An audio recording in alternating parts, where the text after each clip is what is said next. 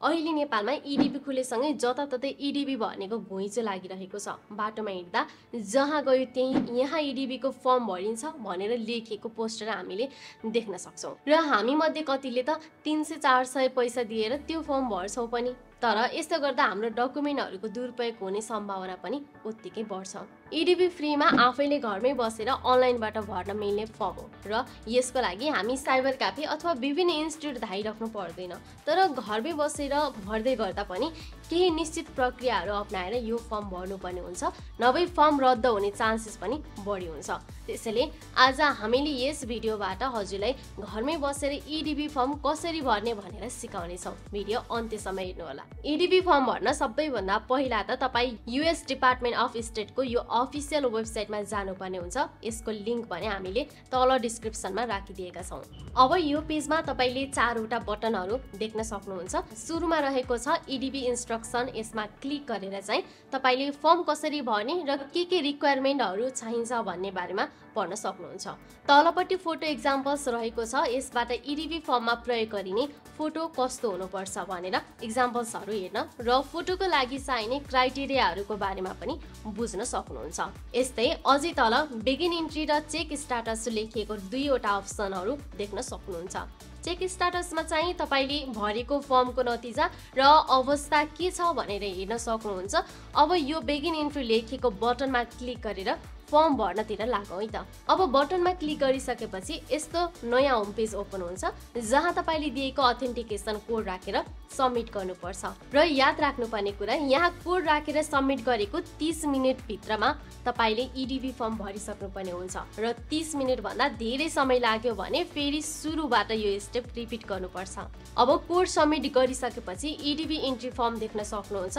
यहाँ नम्बर 1 मा नेम भनेर लेखिएको बक्स देख्न सक्नुहुन्छ। यसमा तपाईले सुरुमा आफ्नो थर लेख्नुहोस्, यसपछिको खाली ठाउँमा आफ्नो नाम र साइडको यो बक्समा भने आफ्नो बीचको नाम लेख्नुहोस्। यदि तपाईको मिडल नेम छैन भने नो मिडल नेम लेखिएको यो चेक बक्समा क्लिक गरिदिनुहोस्। यस्तै तलको बक्समा जेन्डर भनेर रहेको छ, यहाँ आफ्नो जेन्डर सिलेक्ट गर्नुहोस्। यस्तै नेक्स्ट बक्समा बर्थ डेट लेखिएको देख्न सक्नुहुन्छ।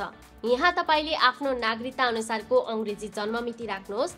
यदि तपाईलाई आफ्नो इंग्लिश बर्थ डेट थाहा छैन भने गुगलमा BS to AD भनेर सर्च गरी यसरी डेटलाई कन्भर्ट गर्न सक्नुहुन्छ। यस्तै तलपट्टि आफ्नो जन्मिएको ठाउँ राख्नुहोस्। यहाँ चाहिँ आफ्नो जन्मेको टोल या शहरको नाम राख्ने हो र यदि थाहा छैन भने तलको बर्थ सिटी अननोन लेखिएको चेक बक्समा क्लिक गरिदिनुहोस्। नम्बर 5 मा छ country where you were born भनेर यहाँ रहेको छ। यसमा आफू जन्मिएको देश सिलेक्ट गर्नुहोस्।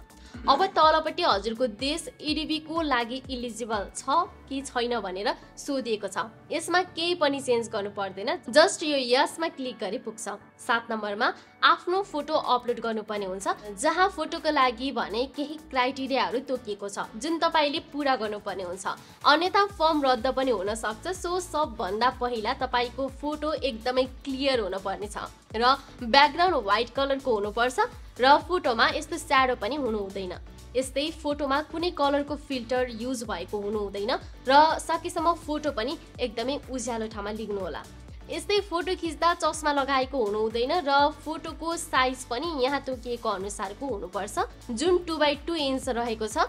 फोटो सकेसम्म स्ट्रेट पोजिसनमा केही फेसियल एक्सप्रेसन नदिएर लिग्नु होला र फोटो खिच्न यसरी टाउकोको माथि र दायाँ बायाँ थोरै ठाउँ पनि राखेर लिग्नु होला।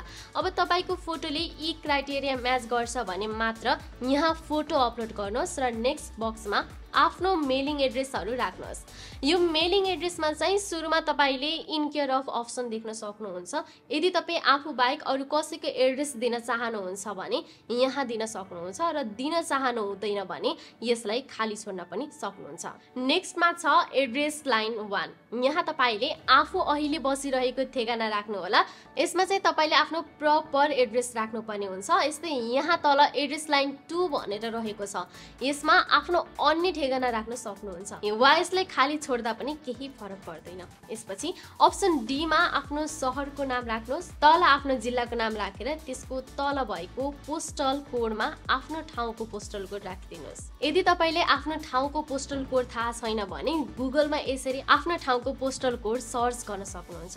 अब अन्तिममा आफ्नो देश सिलेक्ट गर्नुहोस्। नेक्स्ट नम्बर 9 मा country where you live today भनेर रहेको छ। यसमा अहिले आफू कुन देशमा बसेर यो फर्म भर्दै हुनुहुन्छ त्यो कन्ट्री यहाँ सिलेक्ट गरिदिनुहोस्।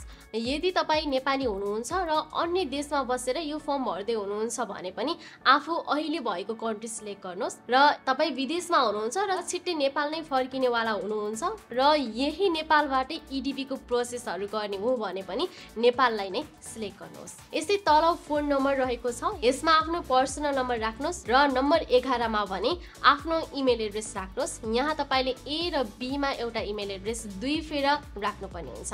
यस्तै 12 नम्बरमा तपाईले आफ्नो एजुकेशनल क्वालिफिकेसन सिलेक्ट गर्नुहोस् र 13 नम्बरमा आफ्नो मटेरियल स्टाटस के छ त्यही चुज गर्नुहोस्। तपाईँ अविवाहित हुनुहुन्छ भने यो अनम्यारिडमा सिलेक्ट गर्नुहोस् र नम्बर अफ चिल्ड्रेनमा 0 राखेर कन्टिन्यूमा क्लिक गर्नुहोस्। यति गरिसकेपछि यस्तो पेज आउँछ। यहाँ तपाईले आफ्नो फर्ममा केही मिस्टेक भएको छ कि भनेर चेक गर्न सक्नुहुन्छ र केही मिस्टेक छैन भने तल भएको सबमिट बटनमा क्लिक गर्न सक्नुहुन्छ।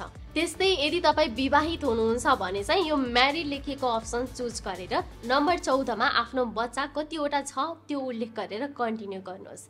यसपछि यस्तो अर्को फर्म खुल्छ जहाँ तपाईले आफ्नो पार्टनरको विवरणहरू भर्नुपर्ने हुन्छ। एट लास्ट तपाईले फर्म सबमिसन सक्सेस भएको भनेर लेखेको पेज देख्नुहुन्छ। यस पेजलाई तपाईले प्रिन्ट गरेर राख्न पनि सक्नुहुन्छ र मोबाइलबाट भर्दै हुनुहुन्छ भने त्यसलाई स्क्रिनशट लिएर राख्न पनि सक्नुहुन्छ। र यो कन्फर्मेसन नम्बर चाहिँ तपाईले सुरक्षित राख्नु होला। तपाईले यही नम्बर मार्फत नै आफ्नो फर्मको स्टाटस के छ भनेर हेर्न सक्नुहुन्छ। सो यति नै यस भिडियोको लागि र अर्को भिडियोमा हामी छिट्टै नै भेट्ने छौं।